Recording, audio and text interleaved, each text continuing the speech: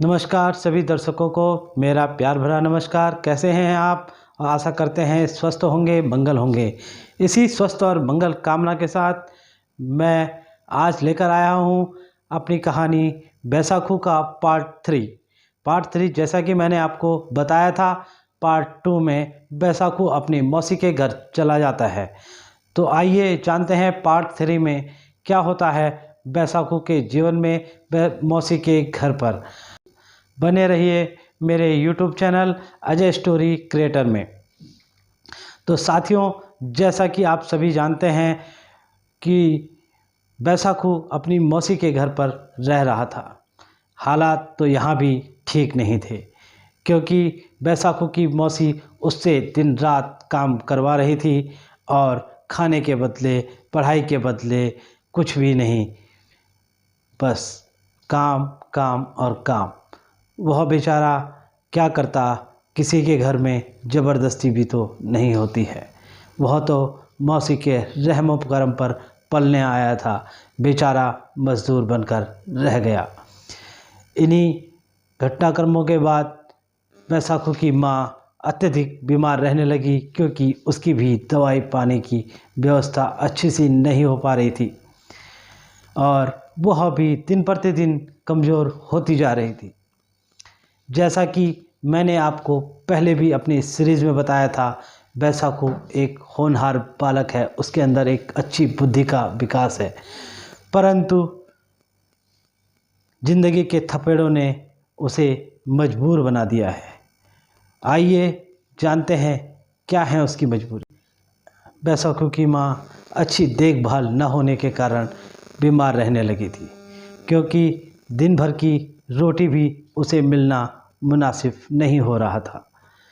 यहाँ बैसाखू भी दिन ऐसे ही काट रहा था।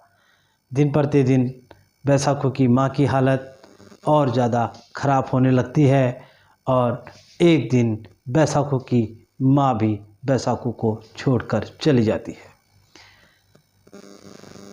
इस छोटी सी उम्र में माता पिता का न रहना बैसाखू के लिए एक बहुत बड़े अभिशाप से कम नहीं था, क्योंकि जिनके रहम करम पर बैसाखू पल रहा था, उनका व्यवहार भी बैसाखू के लिए अच्छा नहीं था। तो जानते हैं बैसाखू के आगे क्या। जब बैसाखू की माँ गुजरती है तो बैसाखू की उम्र महज 15 ही वर्ष होती है, यानी कि 5-6 वर्षों में पिता ने भी साथ छोड़ दिया था और माँ ने भी। दुख और दर्द और संघर्ष किसे कहते हैं, यह सीखने को मिलता है हमें बैसाखू की कहानी से। बैसाखू संघर्षशील बालक था, कभी हार न मानने वाला बालक था।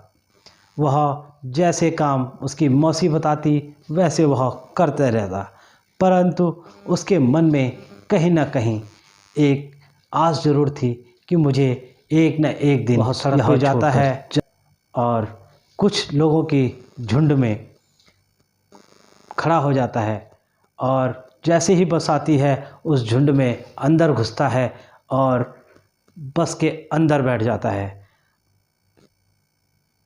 कि कहीं मुझे कंडक्टर न देख ले, किराया न मांग ले। इसके डर की वजह से वह पिछले वाली सीट पर बैठ गया और दुबक कर नीचे छुप गया। साथियों, कंडक्टर की नज़र तो नहीं पड़ी, परंतु बैसाखू अपने घर से, अपनी मौसी के घर से कम 200 किलोमीटर आगे हरिद्वार पहुंच चुका था। हरिद्वार में कुछ समय घूमने के बाद शाम को वह एक ढाबे में जाता है और कहता है, मुझे कोई काम दिला दो। दुकान पर बैठा शख्स उसे एकटक नज़र से देखता है कि यह 15 साल का बालक, जिसके पाँव में चप्पल भी नहीं है, वह फटे हाल और भूखा प्यासा भी लग रहा था। तो सामने बैठे ढाबे मालिक ने उसे बुलाया और कहा, बेटा कहाँ के हो, क्या नाम है तुम्हारा? तो बैसाखू ने भी अपनी आप बीती ढाबे मालिक को बताई और ढाबे मालिक को भी लगा कि इस बच्चे की मदद करनी चाहिए और वह उसे आसरा दे देता है अपने ढाबे में। कुछ समय बीतने के बाद बैसाखू वहाँ रच बस सा गया था, परंतु नियति को तो कुछ और ही मंजूर था। बैसाखू दिन प्रतिदिन चकाचौंध शहरों की आबो हवा देख रहा था।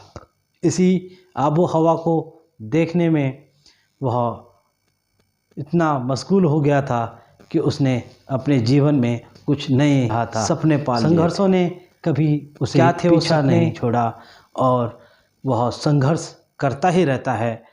अब जानेंगे आगे क्या होता है इस कहानी।